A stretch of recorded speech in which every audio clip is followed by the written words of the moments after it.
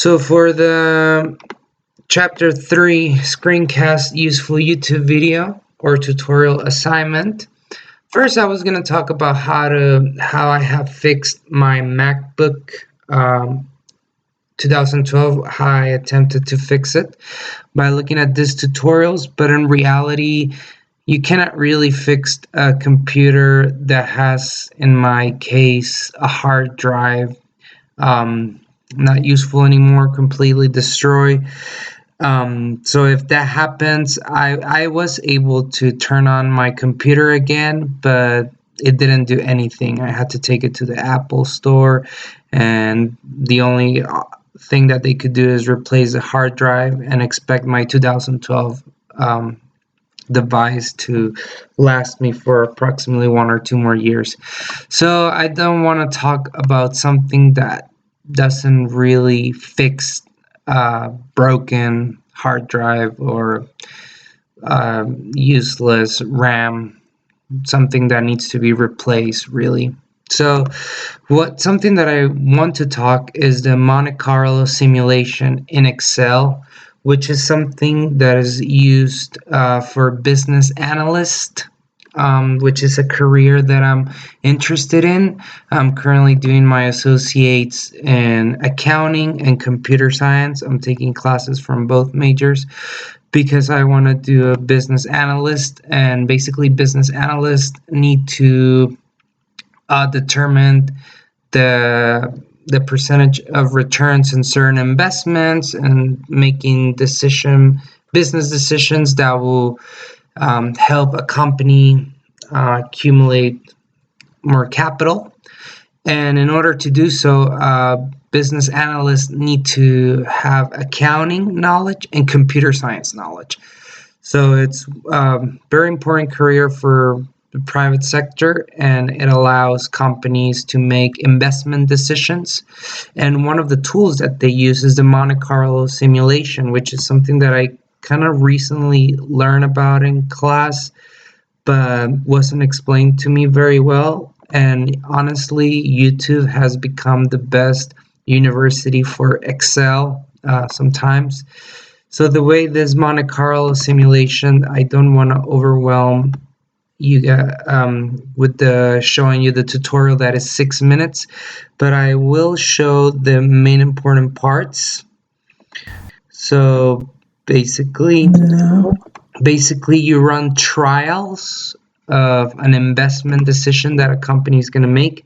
In this case, for the example, this is the investment, $194,000 and $500. This is the fixed cost. Usually the fixed cost involves property, plant, equipment, rent, things that are fixed costs that will not change over time, and then the variable cost, which is the sales, those vary.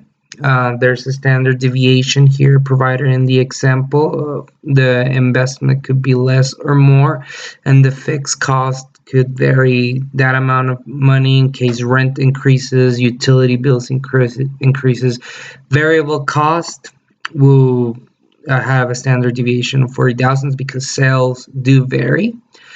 And with the first simulation, we use random for the simulations, because the simulations, the trials are 1,000 trials, and these are all random potential numbers, potential profits that we could generate from the investment.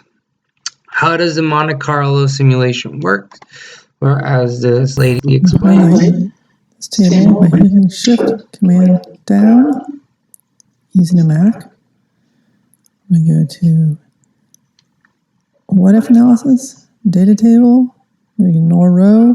Just use cell input. Choose any. So basically, you run these trials. You did the what if analysis to see what will happen if this investment is, sorry for the redundancy, but is invested in the company. We're going to run random trials, and these are the potential profits that we can get in these 1,000 trials. using this investment with the Monte Carlo risk analysis what-if simulation. So in the tutorial video, she teaches people how to run this simulation. And then later on, we name this string of values profits. Later on, she basically states that what really concerns a business is to see the risk of loss, which is right here. That's the most important thing. That's why I'm going to highlight it and bold it. The risk of loss. By making this investment in the company, considering this fixed cost and this variable cost, what is the risk of loss? And that's what a company wants to see. She explains that here. And then what I'd really like to know is what percentage of the time is this going to give me negative profits? Am I going to lose money? So I'm going to say count if profits to, comma, in quotes, is less than 0. And I'm going to put that over 500. Hopefully I did this correctly. So she did 500 trials, and in her trials, 22% of the time in this trial gave her negative profits. So basically, there's a 22% risk that this investment will fail for the business in her trials. And in my trials, well, it's also around the same percentage because I am using her numbers.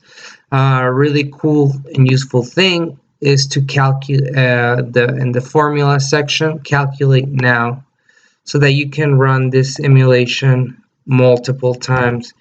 And another thing that she didn't show in their tutorial, but that I think is very useful, is just to create a visual chart of this profits. So here in my new calculation, I generated a percentage of 20, 21, and 50% risk of loss.